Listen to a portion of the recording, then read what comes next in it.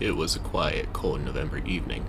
Usually I would not dare to set foot outside at this time, especially since the sun had vanished behind the monoliths that are the peaks of the Alps.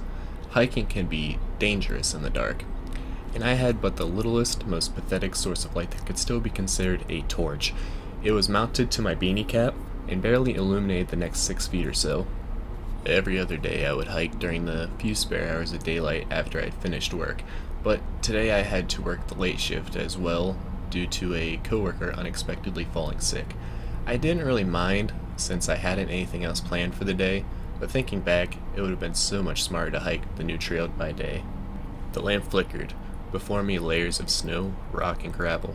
The scene looked like a small avalanche had ravaged through the path, and it took many rocks with it. The barricade wasn't impassable, but I believe my second mistake was that I didn't see the warning signs of what was about to come. I believe that about half an hour later, my lamp lost a significant amount of battery charge as it grew dimmer and dimmer by the minute. I had no spare batteries left, so I thought about turning around and making my way home. There was my next mistake. I didn't. My lamp eventually refused to fulfill its purpose, so I stumbled through the mountain trails in the dark now, only led by the bit of white barely visible. The trail was snowed over, and I could use that snow to ordinate myself. To the left was a handrail, to the right was a steep incline. Both would eventually assure that I would not trip and fall to my demise, multiple times in fact. I was a moron for continuing my way, and I am not ashamed to admit it, because after another 50 minutes I stepped into a small crevice in the ground, invisible without my light, and I am certain that this was where I broke my ankle. I fell to my side, and the sudden rush of pain and the loud cracking noise immediately made me fear the worst, and the confirmation that it was indeed fractured led me down many paths of insane assumptions. At first I believed that I would be bleeding because the blood pressure in my foot was rising, and I could feel every pump of my fragile heart. The place where it fractured became really warm and swollen, and by now I was bleeding quite a bit. I had to stop the bleeding by wrapping my foot in my scarf, which would prove to be an excellent bandage. Then I feared that I would not be able to make my way home, since I had been hiking for some time now. Even pulling out the foot had caused so much mind-numbing pain. How would I be able to walk like this for approximately 2.5 hours back? I was walking for 3 hours now, and I still had not reached the area with the avalanche yet. Snow was falling from the sky, and so did on some occasions hailstones. I used the hand railing for some extra stability, but it didn't help me too much. It must have been way past midnight now. While the sun was still hours from rising, I knew I had reached the area of the avalanche, and had some trouble passing by.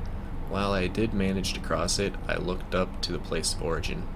A large piece of snow was missing from an overhang some 60 or 70 feet above me. On its way down, it must have hit more than just a few rocks. Now I took my time to actually observe the snow pile. It contained human remains. I had left my phone at home that day, which also explained why I was not able to call an air ambulance to my position, but neither could I report the untimely passing of a fellow hiker. Did I already mention that I made some really stupid mistakes? Well, I made another. I was sure that the body has not been here before, because I did not remember seeing it the first time I passed. I came closer to observe it when suddenly its hand started to reach for me.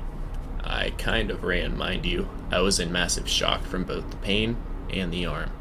The person was more than clearly dead, because a large rock had obliterated its cranium and the limbs were all contorted. Yet it moved its arm and almost managed to touch me. Running was not easy. Sometimes I lost grip on the railing and almost fell. Sometimes I hit the ground too hard with my broken ankle. But I had to make sure I put as much distance between myself and the body as possible. I kept looking back, but my gaze was only met with the vast emptiness of the snow and my own bloody trail of footprints. Had I fantasized all of this? Was this a hallucination created by the massive loss of blood? I could see a light. Somebody was walking towards me. They had light. I started yelling. As they saw me, they froze. Possibly 20 feet before me stood an elderly woman, who had the biggest look of pure terror and distress on her face that her facial muscles had allowed her to have, as she slowly started to point behind me. I turned my head and locked eyes with a large, dark, hunched-over figure. Well, locked eyes would be an exaggeration. The figure had no real head. Whatever was left in that smashed visage could only be described as looking into the pits of hell. If they were compared of body bone and flesh, for it had the most mangled body I've ever seen. The woman started to yell some incomprehensible words as everything went numb. A large hard object, previously obscured by the figure's coat, had been swung at the side of my head with a force greater than any I'd ever felt, and my eardrum, on corresponding side, ruptured, just one of the many more injuries I sustained. I fell, and frankly don't remember anything that followed. I awoke in a cabin. I was positioned in an armchair, wrapped in warm blankets, and had my feet put in a tub of warm water. The fractured foot had stopped bleeding, and stained the tub and some towels beside it in a dark shade of red, reminiscent with the red velvet cake that was sitting on a platter to my right. The old lady I had seen earlier was sitting in a different room, facing an old television, likely asleep. As I looked back at my foot, I realized that my head didn't hurt anymore, and I raised my hand to inspect the wound. I realized there was, in fact, no wound at all. My eardrum was still hurting, but there was no blood, no shards of bone, no clumps of flesh protruding from my skin. It seemed as though it just had vanished. After a while, the lady woke up. She saw that I was awake too and came to where I sat. She calmly explained to me that she had observed me going up into the Alps, but never saw me coming back.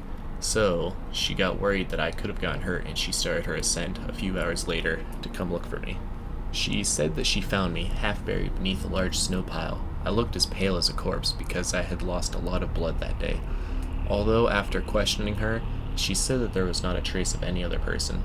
I was lucky that she had been a nurse before she retired, else she would not have handled my injuries with such ease. I noticed a large photograph on her wall. The man that was pictured had similar clothes to the corpse I hallucinated in the snow, so I asked her about it. The same expression of pure terror and panic overwhelmed her. The man I had been sure I had seen was her husband. He died to an avalanche 25 years ago.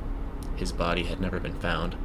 Hikers claim this region of the Alps to be haunted, and that they are plagued by sightings of a body in the snow. These sightings became drastically more common during or after an avalanche had struck. She claimed that after his death, avalanches and avalanche-related deaths became more and more common, and that I was one of the few lucky people to leave this trail alive. One thing was for sure, I will never go hiking in the Alps ever again.